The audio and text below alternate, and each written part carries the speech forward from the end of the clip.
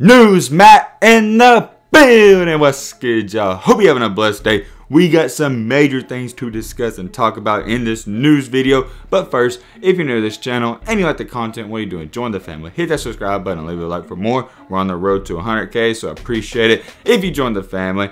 And without further ado, let's get straight into the news. To start things off, we have some very disappointing news. It's being reported that the McDonald's All-American game, once again, is not going to be played this season. That's honestly one of the best and most prestigious honors in high school basketball, and we're not having that game for a second straight year. Come on now. I understand why we're not having the game, and you should too. It's because of the whole COVID situation. They're going to hold a virtual celebration for the finalists, but we all know it's not the same thing because we want to see that game on TV. But however, you can understand why, and they're doing what they think's best, so we got to respect that.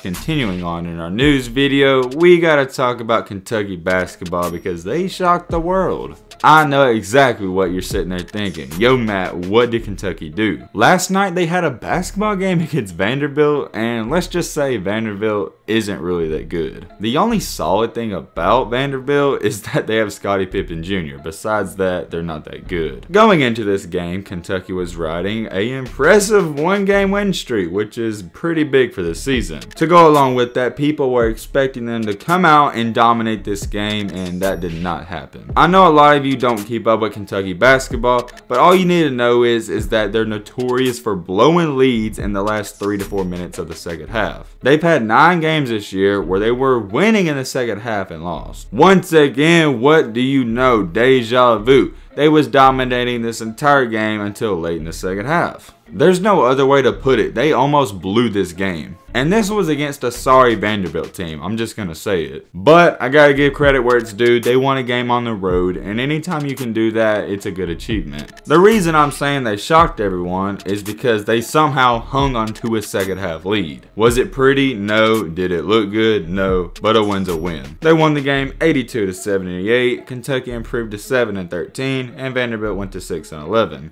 We've talked about Boston a lot on this channel, and he went 4 for 14 from the field, which is not good at all. 2 for 7 from deep and had 12 points. I'm not going to criticize him or praise him. You can do what you want with 4 for 14. I watched this game, and personally, he didn't look good, and the stats don't back it up once again. I say this every time. I hate to critique the kid, and I hate to hate on him. But when you go 4 for 14, I can't back you up. And if you think I'm being unrealistic, just think about if LeBron went 4 for 14 in a championship game.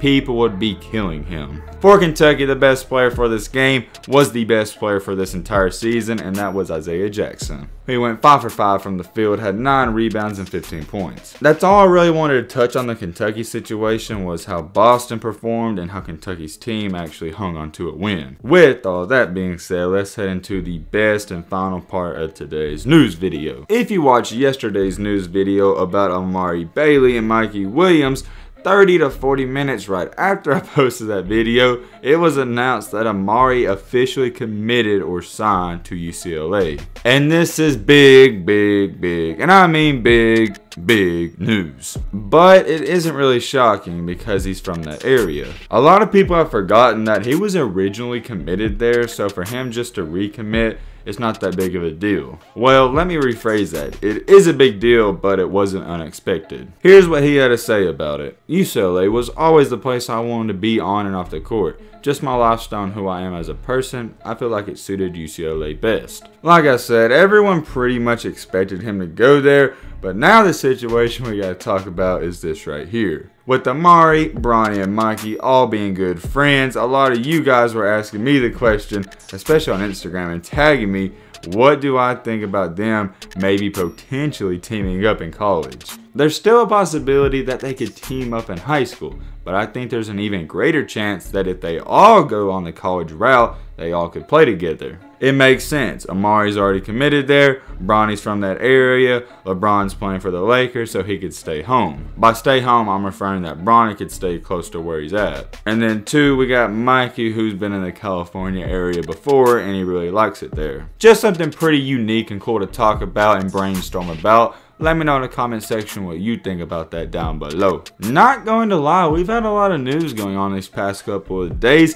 and I do want to give you guys a shout out. Thank you for everything you do. Tag me in all the comments on Instagram because it really helps me out with these videos, and I cannot express that enough. That's what's cool about these videos, because you really help me out more than you think, so thank you. With the way everything's been going on, I'm sure something crazy will happen tomorrow, so make sure you join the family. Hit that subscribe button. We're on the road to 100K. We can't get there without you. Appreciate it if you join the family, and as always, let's be great. I'm out, y'all. Peace.